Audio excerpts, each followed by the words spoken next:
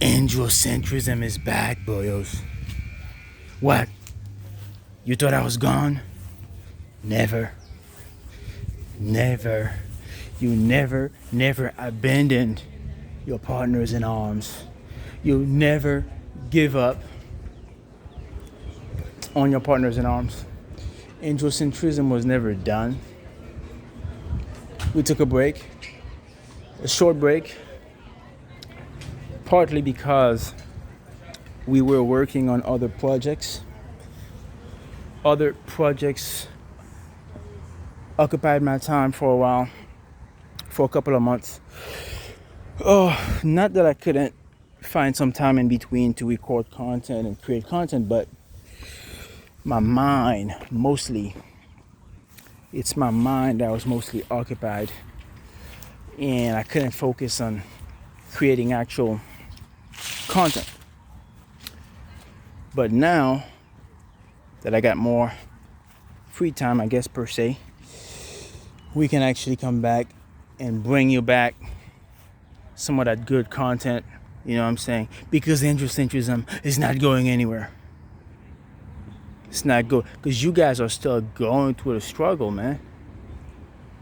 We know how it is out there. You guys are going through the struggle, and you think that you need to relapse into gynocentrism, relapse into make-believe, relapse into a world that basically has no value to offer to you as a man, a world that's not going to bring you much value from an androcentric standpoint.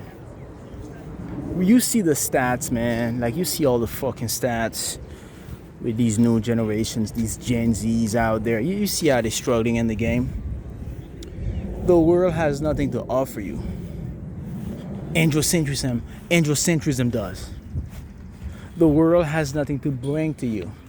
Androcentrism does. Because you're putting yourself first, and you're putting your needs first. And what better way is there to actually improve your situation if not to put your needs first? What's better than that? Androcentrism does just that. It's a frame of mind. It's a perspective that allows you to be free.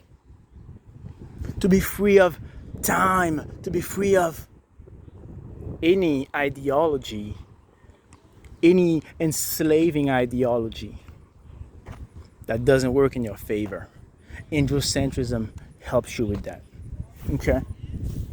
Make no mistake, the gynocentric world is going in full swing. Make no mistake, the gynocentric world hasn't relented. The gynocentric world doesn't relent. It doesn't slow down. It doesn't stop promoting its ideology. So from an androcentric standpoint, the only thing you can actually do is indeed to stick to the game. You know what I'm saying? Androcentrically. Now, what have I been up to? What have I been doing? I did some hallmaxing to a certain extent. But as you know, it's always so. You lose some, you win some, you lose some, for the most part. It's always so from an androcentric standpoint. But fitness-wise, I've been able to get back into it, man.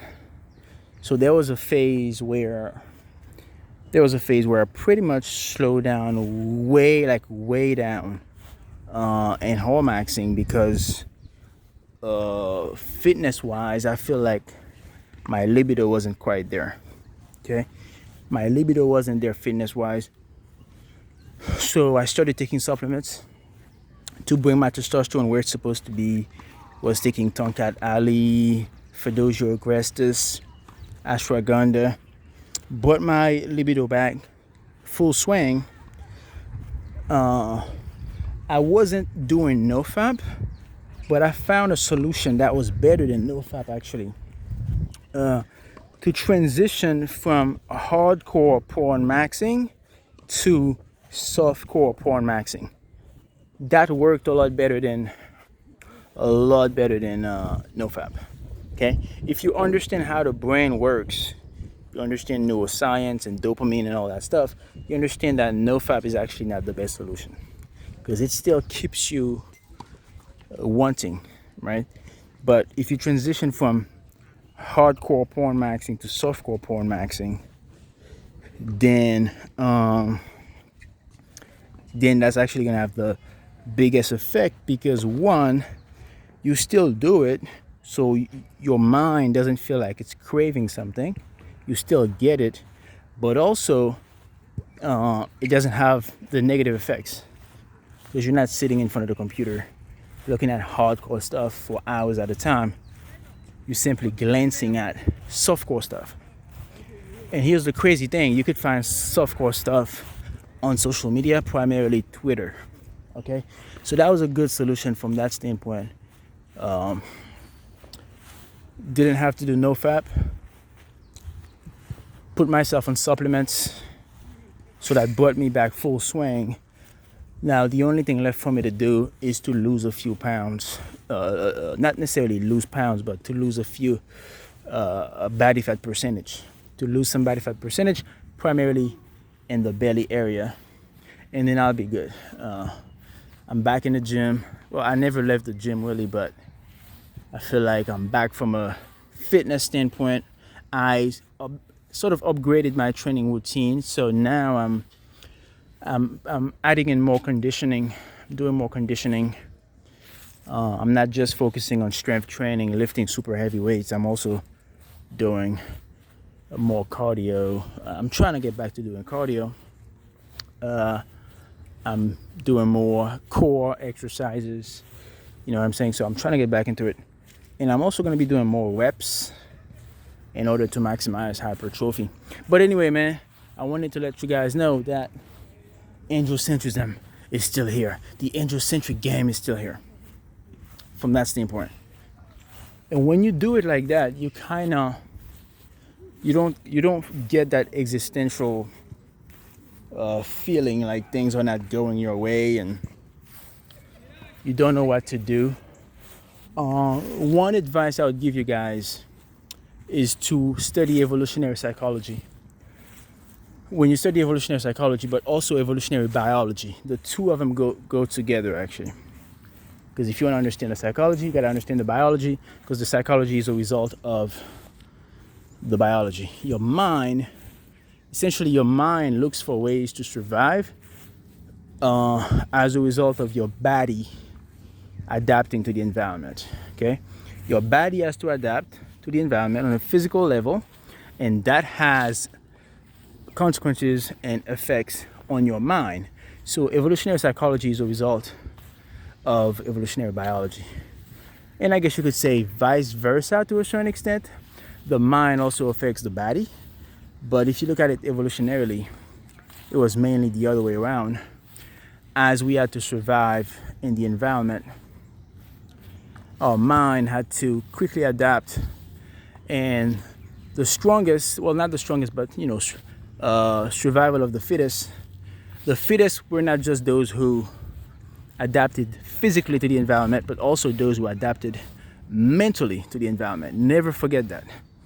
Survival of the fittest is both physical adaptation as well as psychological adaptation. Okay? So study evolutionary psychology, study evolutionary biology, which will explain to you how the human mind works. If you understand how the human mind works, and you understand how the world works, and that's all you need to know, really. But yeah, androcentrism is still sort of a goal. It's the thing with androcentrism. People think that androcentrism is just a way of life. It's not just a way of life. It can only be a way of life if you accept it, you adopt it, but then you have to realize it's a work in progress. It's a process, meaning there are levels to androcentrism. You take a guy like Dan Bilzerian,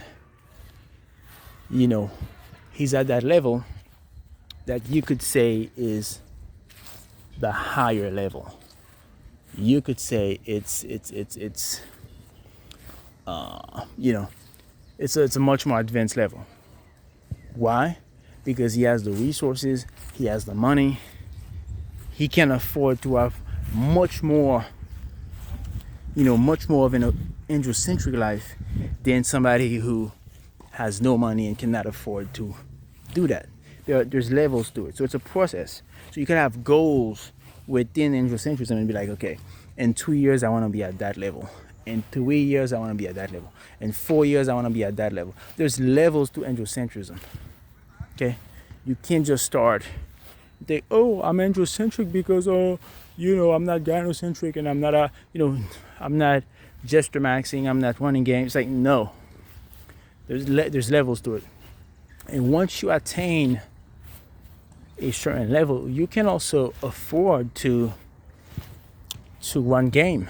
I'm not necessarily opposed to running game once you attain a certain level of androcentrism. Like if you take Dan Bilzerian, he can run game, but he's gonna run game within a circle.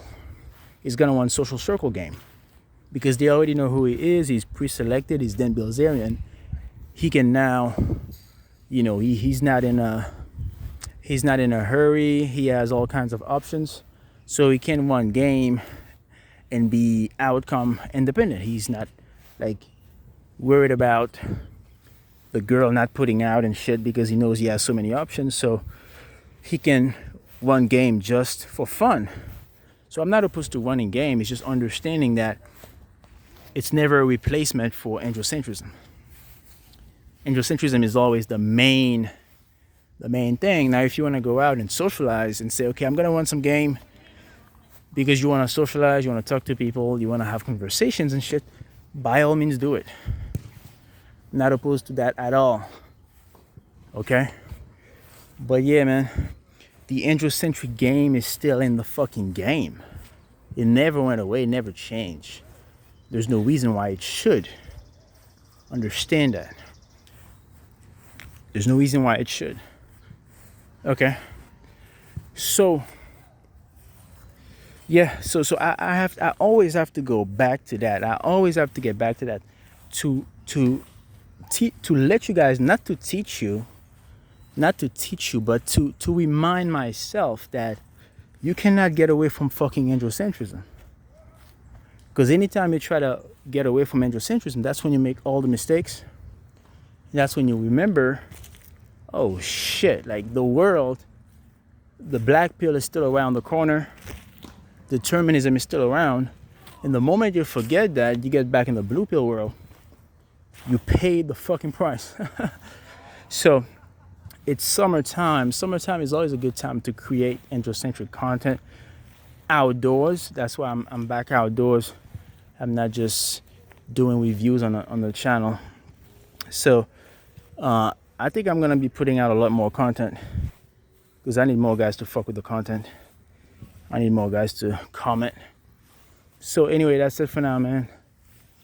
Let me know what you think. We'll be back with some more androcentric content for now, but yeah, never make the fucking mistake to believe that the androcentrism gynocentrism dichotomy is out the window.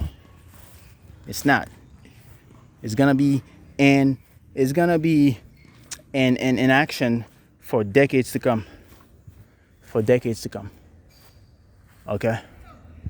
Alright, peace.